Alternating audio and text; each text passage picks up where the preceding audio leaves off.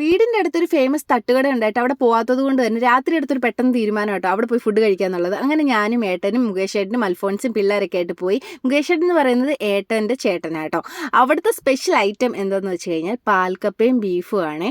പക്ഷേ ഞാൻ ഇതുവരെയും പാൽക്കപ്പ കഴിക്കാത്തത് കൊണ്ട് തന്നെ ഞാനൊരു പ്ലേറ്റ് പറഞ്ഞിട്ടുണ്ടായിരുന്നു. പക്ഷെ അവർ തന്ന രീതിയാണ് ശരിയല്ലാത്തത്. കാരണം പാൽക്കപ്പയുടെ മുകളിൽ ഇങ്ങനെ ബീഫ് കറി എല്ലാം കൂടെ ഒഴിച്ചിട്ട്, സത്യം പറഞ്ഞാൽ ഇത് ഒരാൾക്കല്ല, ഒരു 2-3 പേർക്ക് കഴിക്കാനുള്ള ക്വാണ്ടിറ്റി ആട്ടോ അവർ തരുന്നത്.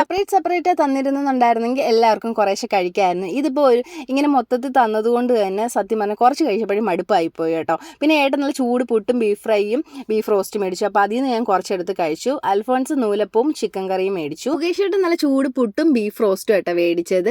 പിന്നെ ഞാൻ എല്ലാത്തിൽ നിന്നും കുറച്ച് കൈയിട്ട് വാരി കഴിച്ചത് കൊണ്ട് തന്നെ എൻ്റെ വയറ് നിറഞ്ഞു കേട്ടോ. പാൽക്കപ്പ് അതേ കണക്ക് ഇരിപ്പായി. പിന്നെ വേസ്റ്റ് ചെയ്യണ്ടല്ലോ എന്ന് വിചാരിച്ചിട്ട് അത് പാഴ്സൽ മേടിക്കുക കേട്ടോ ചെയ്തത്. പിന്നെ ഫുഡെല്ലാം നല്ല ചൂടോടെ തരുന്നത് കൊണ്ട് തന്നെ എല്ലാം അടിപൊളി ടേസ്റ്റാണ്. അപ്പോൾ വീഡിയോ ഇത്രയേ ഉള്ളൂ. See you the next video.